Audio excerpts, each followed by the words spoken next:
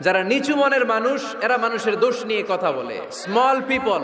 Small people talk about people, average people talk about things and stories, and great people talk about ideas.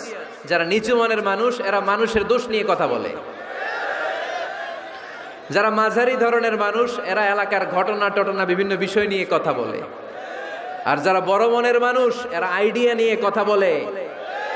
তারা তাদের আইডিয়াকে কাজে লাগিয়ে সমাজটারে পাল্টে দিতে চায়।